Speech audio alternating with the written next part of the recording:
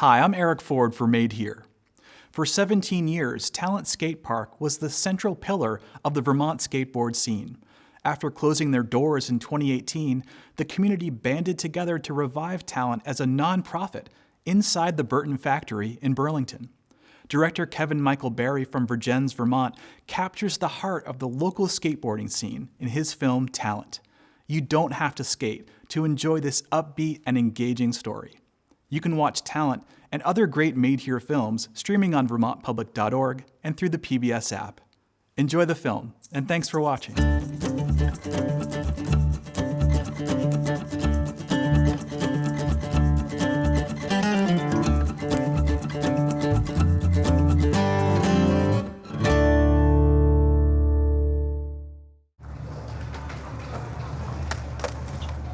Skating's like meditation. You can just block out any negative thoughts you may have or channel them into skating and release that energy in a way that becomes positive and feels good from your feet to your head. There's nobody telling you what to do or how to do it. You just seek out inspiration, usually without even knowing it. You try and interpret that.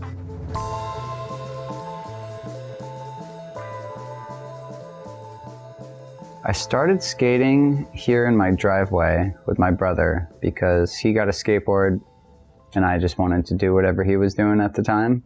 And then realized a couple of my friends were like on the same tip. Growing up, I was horrible at all the other sports and I was the last dude picked. Didn't have any friends because of it. Skateboarding was exactly what I needed. I just needed to get energy out. I needed to be able to skate whenever I wanted, no rules. Can't tell me what to do, I just go. It was really the freedom. I was always kind of a more independent kid, so I liked just being able to hop on a board and ride and do, just go wherever and do whatever.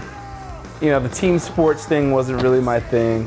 And then on top of that, like getting into music and getting into punk rock, it was a place of acceptance where I didn't need to be a certain kind of person to do it. I could just do it and have my own rules. I grew up in Jericho, Vermont, and next to my house, there was a schoolyard where everybody used to skate. There was this one curb that everybody used to slappy. The older guys, their boards, the tail was completely wood grain because they were just sliding that whole thing. It would just take off a layer of your board eventually. But that was the coolest thing. When we started going to Burlington, the older guys were Oliver Reed, Kyle Burrows, Greg Fox, huge influence on me. I just got introduced to them through a B-side video, watching it at home and then see these guys in the park. Oh, there's that guy, oh, cool. And then a couple years later, I'd be riding for that shop as a little flow guy. If you were downtown, you went to the B-side, see where everybody was, what was going on that day, if there was any pros coming to town, and what spot everybody was skating at. And when we put the ramp in there in that back room, it really became the spot where these kids that did great all summer, they were outside all summer, they were loving the summer months, and then when the weather changed and they couldn't get to the mountain, or it didn't even enter their head because it wasn't something that they could financially afford, it was always skateboarding. So when they had a place inside where they were welcome to come, as opposed to the parking garages where they were constantly being kicked out, it really became their spot. Vermont, people quit skateboarding for 4 or 5 months out of the year. They quit completely, but B-side ramp really kept people skating, and that was huge. And it was the first blue ramp with a signature baby blue. Started right there, man. I was working at Eastern Border in Massachusetts, and we built a full demo fleet of ramps, so we could load ramps in the back of a pickup truck and onto a snowmobile trailer and go to a town and put on a demo. And that kind of turned into towns being like, hey, we want a skate park. Do you know anyone who could build ramps? And I was like, well, yeah, I could build ramps. And the first thing I ever built in Burlington was a vert ramp for Burton. And I came up to build that in May of 1999. Hannah was the general manager of the B-side at the time, and we ended up at the same Tuesday night dinner party at Halverson's. This man was there that I hadn't seen before. He had come with a bunch of the regular posse of my crew, and anyways, he went home to Massachusetts after the ramp was done, and we were writing, and ended up becoming a couple. And then we decided, gosh, we really need to do something for these kids for the winter months. Once the weather goes bad, let's just look into building an indoor skateboard park. Burlington had a great skate scene, and there was sort of, oh man, Burlington needs an indoor skate park. Burlington needs an indoor skate park. After talking about it a little bit, like we realized, well, if someone's gonna do it, it should probably be us. So right then we started writing a business plan. That was probably '99. We saw a street sign that said, for lease, 12,000 square feet. We were like, let's go take a look. It was perfect. It was exactly what I had envisioned for an indoor skateboard park. Kind of just a typical 90s design. It was very linear, just very back and forth. You know, we always wanted to do something for everybody, so no matter what kind of a skater you were, there'd be something for you. You know, there was, ramps anywhere from 2.5 feet tall to 9 feet tall, and there were rails, there were ledges, there was a bowl, there was a half pipe. Always wanted to represent all types of skateboarding. Excitement was building. It was October. We wanted to be open for Christmas. That was our goal. Around the clock, we were working, getting up, going to work, going home, passing out, eating, going. It was this constant stream of just trying to get it done. And I was like, the wallpaper has to go. It was dark green and red. It was just dreary. And I stood on top of that ladder with my scraper in one hand, and I was ironing it with one hand so it would get nice and hot, and then scraping it to peel it off. And of course, I lost my balance and fell to my left side of my head onto the cement floor, and I was knocked out, gone. Brain injury does change your life. Doesn't have to be for the worst. Sometimes it feels that way. For me, I've learned so much about the world, about people, about our bodies, about empathy and compassion, more than I already knew. For me, it's a blessing, I suppose. I got out the end of November. We opened December 21st, I think. Well, maybe December 21st, we stopped painting at like 2 in the morning, and then we opened the next morning at 10 a.m. The ramps were all still wet. Everybody just came in, and their wheels turned blue, and it was incredible. It was awesome. I do remember being there on the first day Talent opened. It was dusty, cloudy, but it was amazing. So many people showed up. People that I looked up to were there, people that were young were there, and it was just massive seeing that first day. Ever since I was 11 years old, that was the spot. I would just be begging my mom to drive, 45 minutes through the snow so I could skate. And all the ramps were painted blue, and it was just like heaven. You walk in there and it was warm, you could get snacks. All the homies were always there. First time in there was kind of intimidating. I don't think it was very long after they opened before I ended up getting a season's pass there, and just being, a young hellion, being there like open to close every day. From the moment we opened it, the place was nuts. It was packed. People come from Rutland. We had people come from St. Johnsburg, Plattsburgh, West Lebanon. You'd see everybody all the time. I could go to work, and that was like the place to be, and that was kind of cool. The thing about Talent that really expanded the community was the young guys. Chris Colburn was one of them. He was so pale because he was in Talent so much. He was just inside all the time. And his progression was exponential. I was pretty nervous to go at first, I remember. It took me like 6 months to go after it opened, because I was just like, I don't know, socially awkward at that point. I still kind of am, but that place really took me out of my shell once I finally did get in there and realized that it's just a whole indoor space of people trying to figure life out like me, sharing these little joys through skateboarding. So my brother and I really got really close skating Talent together. He would do fakie and I would do nollie. So it really looked like the same exact trick, but for us it played off different strengths and weaknesses, and we were able to really push each other and learn from each other.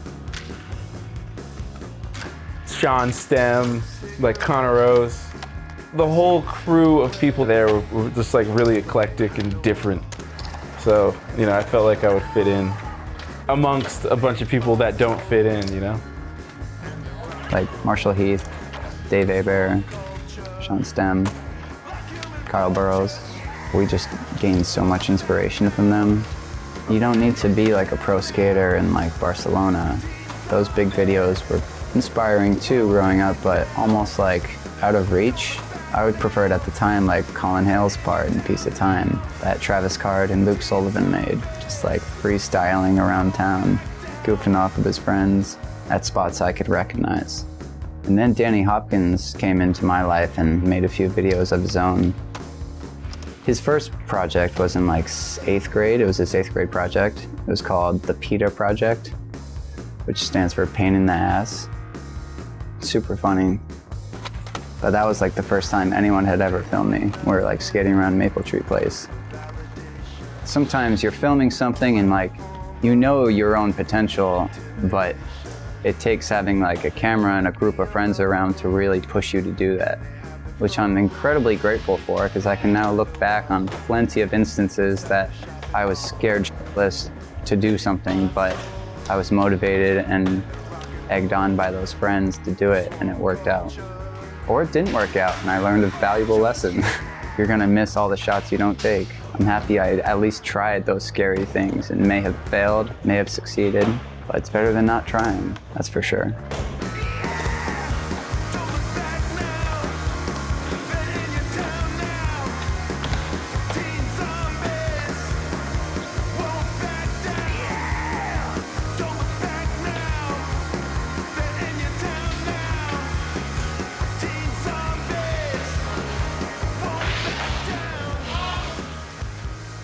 Harold Hunter came.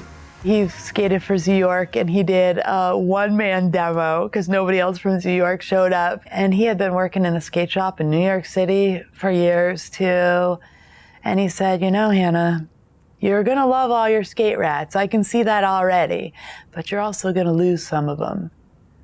I was like, dude, Harold, what are you talking about? And he was right. He was right. Sean Stem was like, you know, he was like a son that I hadn't birthed. He was always with me. But he got addicted to junk. And didn't matter that he was in and out of rehabs. He just couldn't beat it. And he just lost. But he tried so hard, and he did earn his own paycheck at Talent. I wouldn't take back a single memory with him for anything in the world. And whenever his posse is here, I always play Take On Me by Aha, because he would sing that song so loud and so off-key through the entire skate park when he was here. It's Sean's song. So it's okay. In 2008, things really hit a wall, and that was the financial collapse of us. We hung on for another decade, even though our dollars were doing worse every year. We kept going because we believed in it. We were passionate about it and probably afraid. Like, what are we going to do if this place closes down? And what's going to happen to this kid, and this kid who rely on it so much? Until the point where the landlord came and said, rent's going up $2 a square foot. And that was that. Got to skate it down to like the last piece. And then like riding into the shop with like no walls. It was definitely emotional, to say the least. Like, especially seeing like Hannah and Dave go through it after how much time and effort they had put in. I was appreciative for how much it had done for me and like the whole community. I was there the first day they opened. I was there the last day they were open. Man, like, so much has gone in that building. I wouldn't be who I am without those hours of being on the ground and those bloody scabs and all that stuff. But just that hard work, dedication has really changed my life. I mean, I've done things that I thought were impossible. I thought it was impossible. It makes you think about the world differently. Things you think are impossible, you don't really know that. When the place was completely done and empty, I went home and I crawled into my bed. I think I stayed there for about a month, so depressed. I don't know, it was part of me had passed away. Somewhere in that darkness, in the comfort of my bed, I received a phone call from one of my talent families, and they said, "Hey, Hannah, we want you to come to a meeting." And I was like, I'm bankrupt. Like, I'm toast. They're like, "Just come. We just want to talk to you." And I said, "Okay, I'll come." And I walked in. It was a long table with a bunch of parents of kids who benefited, blossomed through the love of that safe place. And they went around the room and each told the story of their kid and why talent was so important to their family. And then at the end, they were like, "And by the way, we want to reopen you as a nonprofit, and we'll be your board of directors. You'll be the executive director, but we're going to help you. Would you do it?" Yes. I don't even know if I thought about it for a second. Wait, I'm going to have a team to work with me? Yes, let's do it. We were heartbroken for ourselves and really concerned thinking about the skate community and what the skate community was losing in losing talent. But then another part of me and my husband Mike right away started to think about, this can't happen. There has to be a next chapter because talent has so much to offer the community. I don't actively skateboard anymore, but I know growing up in that environment, those experiences are irreplaceable. I felt it was important that if we had enough support to try to put something back to help fill the void that was left when it closed. You know, as progress started to be made and money started to be raised, it started to look like, oh, this might actually happen. We closed August 5th of 2018. By November of 2018, we had reestablished talent as a nonprofit, and we were recognized by the state at that time. We started out doing that same driving around, looking for warehouse space, trying to find the perfect spot to reinvent talent. And then I got a call from an employee at Burton Snowboards, and they were like, "We have a spot inside the building that we would love you to come look at. We think it'd be a great location for talent to reopen in." And we came up with a plan that worked for them and for us as our landlords, and decided to make it a go. The initial design was definitely more of a kind of a dated design, what skate parks were 20 years ago. And kind of this is more of a zone-based, where this is more of a feature-based. And been getting a lot of traction with that. And I think most people are really gravitating towards this design. Kind of had a couple focus groups and of people who grew up skating talent and were talent regulars. And it seemed like, okay, well, talent is these ramps. So let's take these were our favorite things that talent had. Let's take and put them in this space. I could always get it to like 60 or 70%, but there was always like this 30% that this doesn't work. There's going to be this dead space, or there's going to be this cross traffic that's going to be super dangerous. It just never felt right. We skated around a little bit and just came up with kind of a different idea rather than just being like these big features that kind of take up a lot of space, just having a bunch of small features. Almost like having, Brian Glennie put it, like just taking a bunch of spots and putting them in a room. And then you can kind of use those spots however you want. And a lot of it was focused on like kind of the upcoming generation, but like what's going to be conducive to what Burlington needs right now. Excitement was building. We were going crazy, focusing on lessons and clinics and just skateboarding and community. So construction kept going and everybody was excited and people kept coming out. Cookie, Chris Colburn, he was getting a pro model. He wanted to do the release here at the skate park that he grew up in. Different locations, same feel. I'm still trying to process all those feelings that day. Talent has been there since day one for me. A lot of those people that came are the reason they stayed open for so long. It just means the world. I got to talk with as many people as I did and hug all those friends and sign boards and grip and t-shirts and stickers. For it to have my art on it means that much more too. The ramps weren't built all the way yet. There was, instead of blue paint, there was sawdust everywhere and tools, and it was a mess, and it was perfect. It was perfect. And then by January of 2020,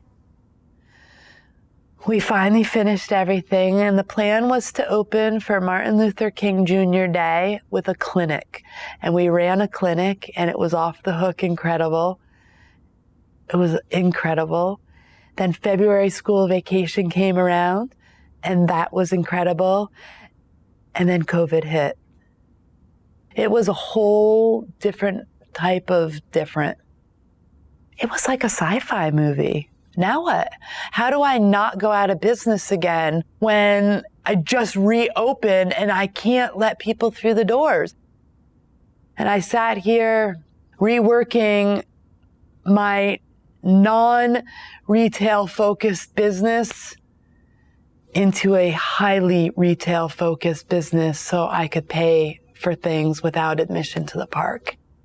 And I spent my days driving to drop off a skateboard, a set of bearings, a set of pads, whatever it was, I drove around. That's what I did. I filled orders and then drove to drop them off, or people would come meet me and I'd put it outside on the grass. It was surreal. The setting up and the buying of your first skateboard is a magical experience because it's an adventure, and you need to bring them in and experience it, from the picking out of the board to standing on it to make sure your trucks are exactly perfect the way that you want them, because it's such an individualized process. A kid that sets up their own skateboard values it in a different way than when they're just handed something. Chet wants to be a skateboard designer when he gets older. Oh, really? So we have camp this summer. We do that. Yeah. A summer camp for a kid is where they make their best friends, and where I saw kids make their posse that they would come Saturday mornings to the beginner session to see each other, especially since a lot of them didn't go to the same schools. And then when I opened here, I actually had my first camp where there was more girls than boys in attendance. And that was just a silent little victory. Like, wow, we did it. We got the girls to come out. It's nice to see that growth, I'll tell you. Skateboard camp is more than skateboarding. It's finding your confidence. It's stepping out of your comfort zone. It's applauding somebody else's successes because you're happy for them. It's picking up a friend who didn't get what they wanted to and knowing what that frustration feels like. It's everything. I like that you can do a lot of tricks. You can even make up your own, and I think it's very fun. On Monday, I could barely do any cool tricks, and now on Friday, I can drop in with no problem. I would say that's probably the most exciting part for me, getting to see how quickly the kids advance and what they're learning with it. It really goes beyond skateboarding when they get up after slamming and realize that it doesn't just happen. It's not something that you can will into existence. You just have to put in the work and then get to reap the reward. Talent specifically is really important, not only because it's a local skate shop. In this day and age, everyone orders stuff online. The sense of community is really hard to find. Another good part about Talent is you get to design your own board. Raccoons are sometimes called trash pandas, so I did a raccoon. On the front, I have another raccoon. Talk about Cookie and Jordan. You know, there's also Marshall Heath and Dave Hebert, you know, all kids that grew up in Burlington that we helped, just giving them a place to skate 12 months out of the year. But there's also the kids that were super good that now they're electricians, cooks, computer programmers, but they still rip skateboarding. Like, I think that's super cool. It's still a part of their life. It's still something that they do, and they're still really good at it. Talent's 18 now, so it should be able to live on its own. So my hopes for it is that, you know, the people who grew up being a part of it and coming to skate it will either volunteer or donate or become employed here and take it and run with it. I think our long-term goal is to see it become its own thing and survive on its own without us. My driving force is knowing, even if I'm not here on the daily operations, that Talent is carried on with the values that it started with. caring, compassion, empathy, getting kids in here who wouldn't otherwise be able to afford it, give them a board, get them some safety gear, and get them turned on to something that could change their life.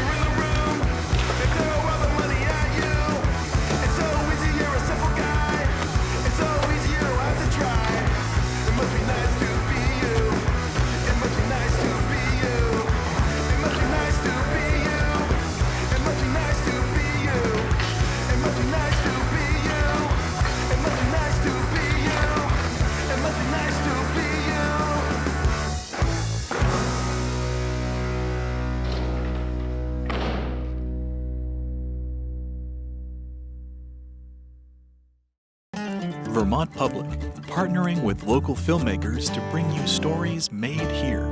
For more, visit vermontpublic.org.